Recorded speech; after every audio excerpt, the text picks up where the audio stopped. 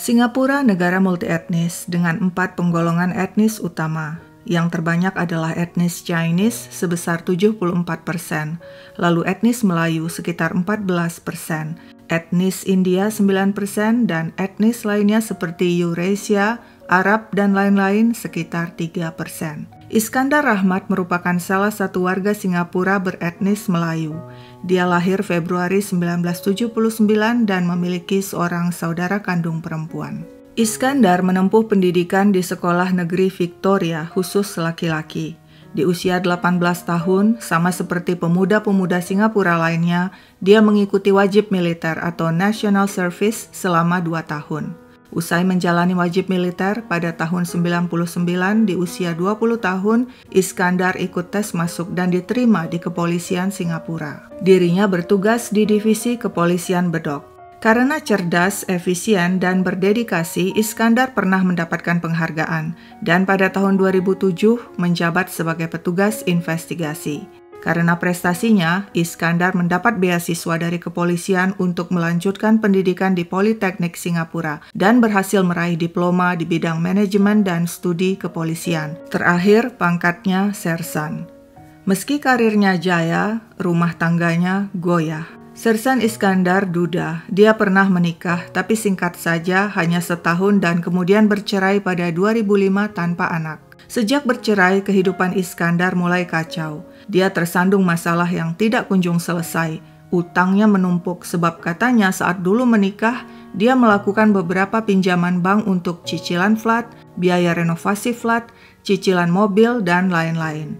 Akhirnya Iskandar menjual flat dan mobilnya untuk melunasi sebagian utangnya ke bank. Dia kembali tinggal menumpang di rumah orang tuanya. Tapi meski telah menjual aset berupa flat dan mobil, Iskandar tetap tidak bisa juga mengatur keuangannya, sehingga utangnya pada Juni 2012 mencapai sekitar 700 juta, bikin dirinya susah tidur. Sebagai seorang sersan yang bergaji tak lebih dari 50 juta per bulan, itu pun kotor, dia kewalahan membayar cicilan utang yang bunga berbunga, semakin lama semakin membengkak.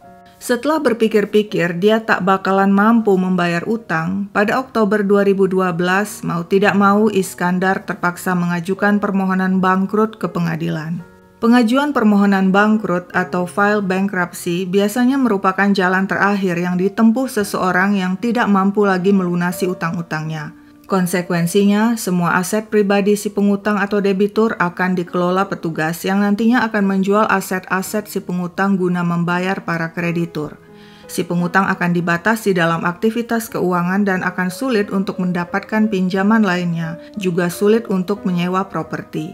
Yang paling memalukan, status kebangkrutannya tercatat dan bisa diakses publik. Biasanya hal ini akan berpengaruh pada reputasi si pengutang, terutama dalam hal pekerjaan, apalagi bagi seorang pegawai negeri seperti Iskandar. Masalah utang sersan Iskandar yang sudah sampai ke pengadilan tentu saja diketahui atasannya.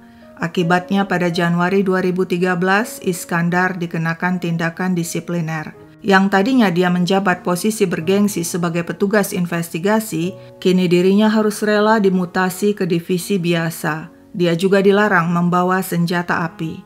Pada April 2013, pihak kepolisian yang juga melakukan audit internal terhadap Sersan Iskandar menegaskan jika dia tidak membereskan masalah utangnya, konsekuensinya adalah pemecatan atau pensiun dini dari kepolisian. Menanggapi hal itu, Iskandar berjanji akan membereskan utang-utangnya. Dia akan meminjam uang ke sepupunya untuk melunasi, padahal semua itu bohong karena dia tidak punya sepupu. Iskandar juga lebih memilih melaksanakan umroh ke Mekah pada tahun 2013 daripada terlebih dulu membereskan utang-utangnya.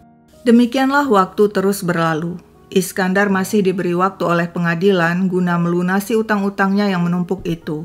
Di bulan Juli 2013, dia menghubungi pihak bank, mencoba mengulur waktu dan memohon, "Please, masalah utang kita selesaikan di luar persidangan saja."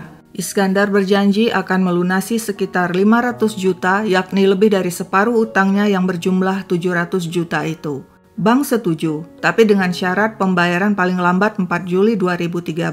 Jika Iskandar gagal melunasi, maka proses persidangan akan berlanjut dan dia akan dinyatakan bangkrut. Reputasinya akan hancur dan kemungkinan besar karir kepolisiannya akan tamat. Ketika jatuh tempo 4 Juli, Iskandar ternyata tidak juga bisa membayar. Dia kembali menghubungi pihak bank. "Saya mohon pembayaran ditunda tanggal 11 Juli. Bank mengabulkan. Tapi Iskandar malah kebingungan, sebab sebenarnya uang di koceknya hanya tersisa 5 juta. Meski dalam hati Iskandar kacau balau, tapi tak seorang pun tahu. Dia tetap hadir di kantor seperti biasa dan menjalankan tugas dengan baik. Rekan-rekannya melihat Iskandar normal, tetap ceria dan tetap bekerja sama dengan baik dengan rekan sesama polisi. Tak seorang pun tahu, Iskandar tengah merancang aksi nekat yang akhirnya akan membuat dirinya mati di tiang gantungan.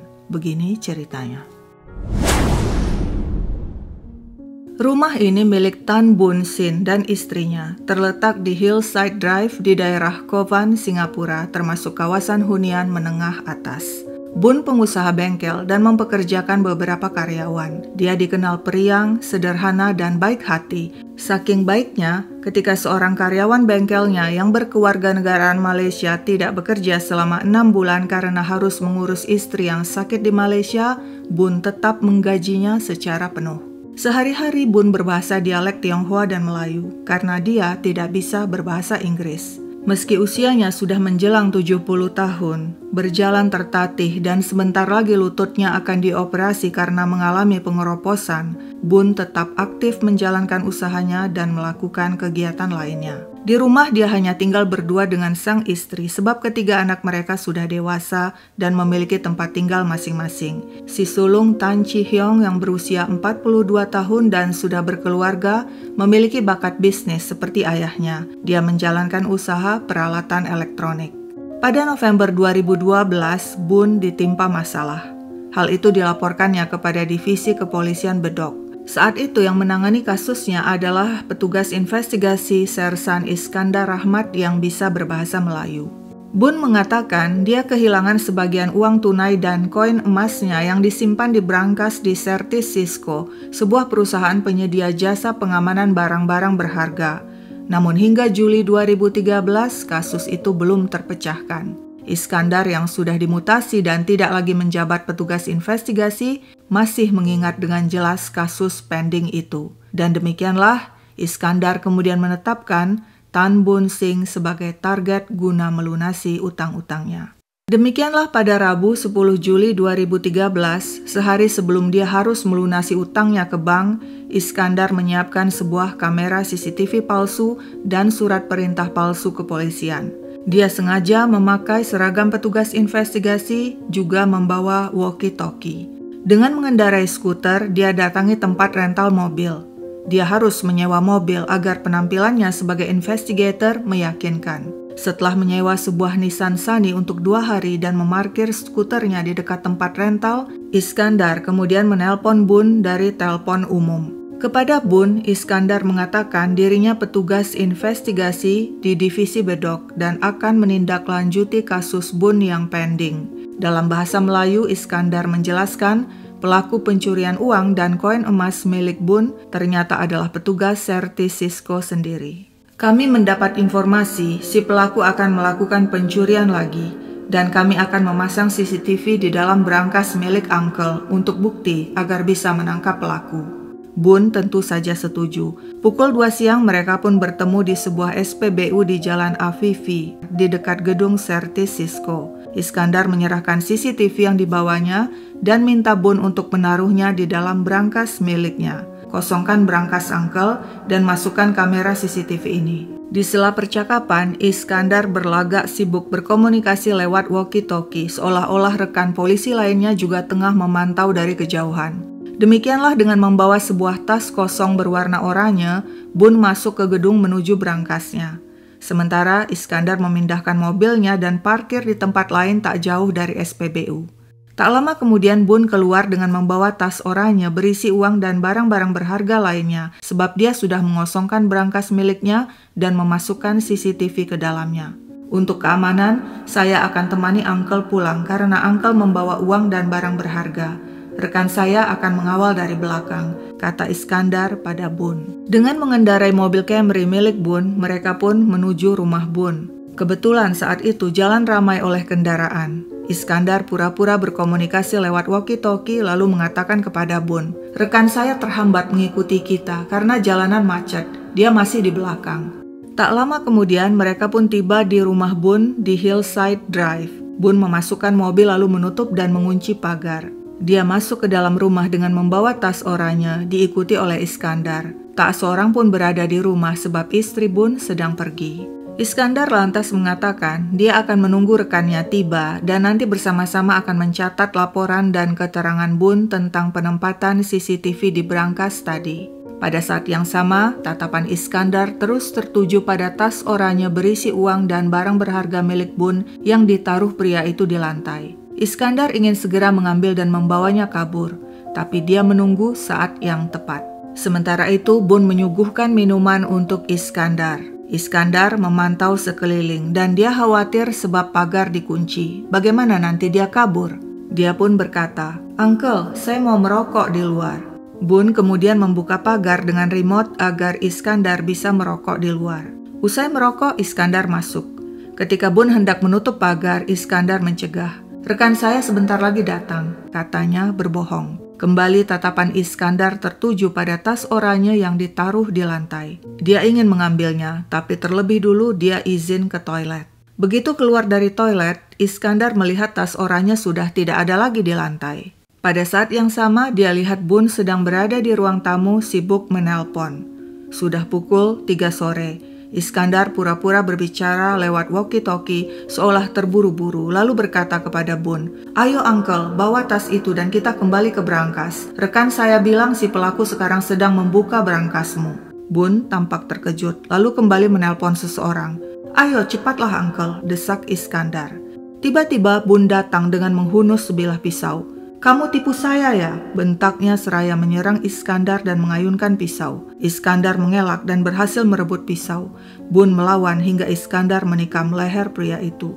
Boone tidak menyerah, dia berteriak-teriak. Iskandar berusaha membekap mulutnya, tapi Boone menggigit tangannya. Tanpa ampun, Iskandar kembali menusuk leher Boone berkali-kali. Boone sempat memberontak, mencengkeram baju dan lengan Iskandar. Namun tak lama kemudian, tubuhnya lunglai, terkulai di lantai bersimbah darah. "Papa!" Tiba-tiba terdengar suara teriakan dari luar. Seorang pria bergegas masuk. Pria itu adalah Tan Chi Hyong, putra sulung Boone yang tadi sempat ditelepon Boone untuk datang. Chi terkejut melihat kondisi mengerikan ayahnya. Iskandar langsung menyerang Chi dan menikam lehernya. Chi berteriak, lalu jatuh. Iskandar kembali menikapnya berkali-kali. Chi berusaha melawan, menendang-nendang. Iskandar bersiap kabur. Dia ambil kunci mobil Camry milik Boone. Tapi saat menyalakan Camry, dia sempat kesulitan. Setelah berhasil menyalakan mesin, mobil mundur. Baru kemudian maju dan kaca spion menabrak pagar. Iskandar tancap gas meninggalkan rumah Boone. Dia tidak sadar tubuh Chi ikut terseret di bawah Camry. Pengguna jalan lainnya yang melihat pemandangan horor itu membunyikan klakson berkali-kali agar Iskandar berhenti. Tapi mobil terus melaju. Jejak darah tercecer di sepanjang aspal hingga 1 kilometer dan jasad akhirnya terlepas di dekat stasiun MRT Kovan. Warga segera melaporkan hal itu kepada polisi. Sementara itu Iskandar terus mengemudikan mobil dan akhirnya menghentikannya di dekat lokasi parkir mobil sewaannya. Dia tinggalkan Camry di sana lalu pergi dengan mobil sewaan. Setiba di rumah orang tuanya, dia segera mandi. Lalu dia masukkan pisau pembunuh, pakaian dan sepatunya yang penuh bercak darah ke dalam kantong plastik. Dia bahkan sempat minta perban ke ibunya untuk membalut luka di tangannya.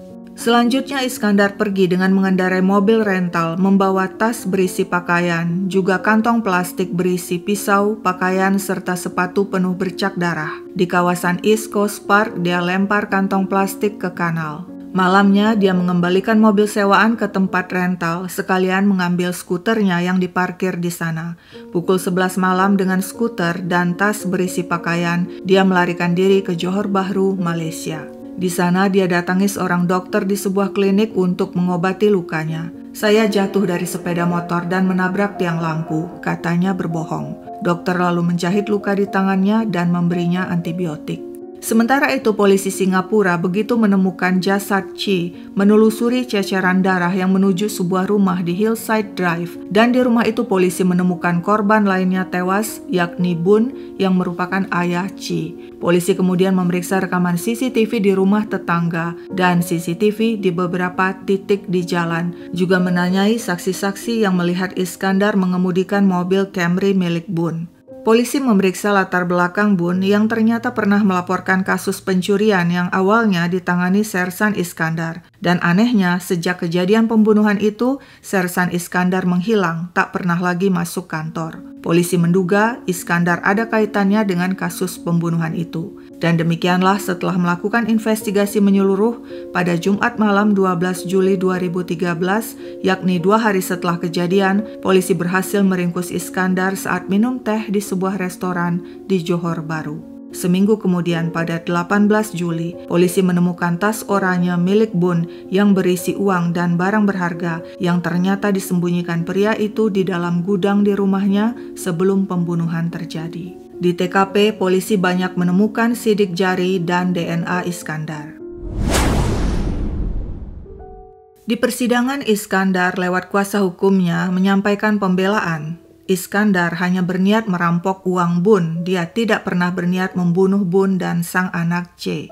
Namun karena Bun terlebih dulu menyerang dengan pisau, terpaksa Iskandar mempertahankan diri dan akhirnya menikam pria itu. Tapi jaksa berdasarkan bukti-bukti tidak percaya pada pengakuan Iskandar yang tampaknya jelas sekali ingin berkelit dari hukuman berat. Kesaksian hanyalah sepihak dari Iskandar sebab di rumah korban tidak ada CCTV yang bisa merekam kejadian sebenarnya. Tidak mungkin Bun menyerang dan melawan Iskandar sebab berjalan saja dia tertatih akibat pengeroposan di lututnya. Lalu jika Iskandar mengatakan dirinya hanya ingin mempertahankan diri dari serangan Bun, mengapa dia menikam pria itu hingga berkali-kali dan tepat di bagian leher pula, bagian yang sangat sensitif dan mematikan? Menurut jaksa, sejak awal Iskandar memang berniat merampok dan membunuh korban. Dia sengaja membawa pisau lalu menyerang Bun dengan pisau dan menikam pria itu berkali-kali hingga tewas. Selanjutnya menurut jaksa, ketika sang anak C tiba dan memarkir mobil di luar rumah, Iskandar menunggu di balik pintu utama lalu menyerang C saat memasuki rumah dan menusuk leher pria itu berkali-kali. Sayangnya, senjata pembunuh berupa pisau yang telah dibuang Iskandar di kanal tidak bisa ditemukan polisi.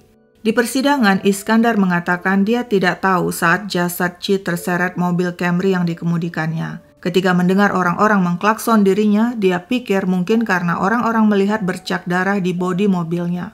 Iskandar ngotot dia tidak pernah merencanakan pembunuhan dan pisau itu bukan miliknya, melainkan milik Bun yang dipakai Bun menyerang dirinya. Tapi ketika Iskandar menjelaskan bentuk pisau itu, keluarga Bun mengatakan mereka tidak pernah memiliki pisau seperti itu. Kebrutalan Iskandar tak terbantahkan lagi, padahal dia adalah petugas polisi yang seharusnya menjadi pengayom dan pelindung warga. Namun sebaliknya, dia malah menghabisi 2 nyawa sekaligus hanya karena ingin merampok uang korban untuk melunasi utang-utangnya. Semua akibat keegoisan dan arogansi Iskandar yang tidak sudi bertanggung jawab terhadap utangnya dan menerima dengan legowo keputusan pengadilan yang menyatakan dirinya bangkrut yang akan berlanjut pada pemecatan dirinya dari kepolisian. Karena kesadisan dan kekejaman Iskandar, hakim pun menjatuhkan vonis mati padanya. Iskandar mengajukan banding, namun ditolak. Pihak keluarga korban hancur. 2 anggota keluarga mereka tewas dengan cara yang sangat mengerikan. Yang paling terpukul istri Bun dan istri C. Ah Tang, istri Bun, telah 40 tahun mengarungi bahtera rumah tangga bersama sang suami. Tak seorang pun menyangka masa tuanya diguncang tragedi berdarah. Sementara itu istri dan anak-anak C tidak mampu menahan tangis saat pria itu dikremasi. Wi, putra bungsu Bun, berjanji akan mengambil alih tanggung jawab untuk mengurus keluarga yang ditinggalkan dan akan memperlakukan anak-anak abangnya seperti anak-anaknya sendiri. Keluarga juga akan tetap menjalankan usaha bengkel Bun. Demikian pula karyawan bengkel asal Malaysia yang pernah ditolong Bun berjanji akan tetap bekerja di bengkel Bun, sang bos yang baik hati yang pernah menolongnya.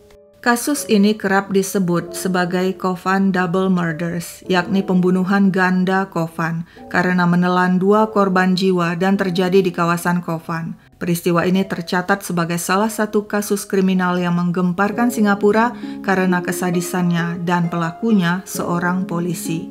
Dan keluarga korban serta masyarakat lega. Setelah kurang lebih 12 tahun menunggu, akhirnya pada 5 Februari 2025, Iskandar Rahmat menjalani eksekusi gantung di penjara Changi.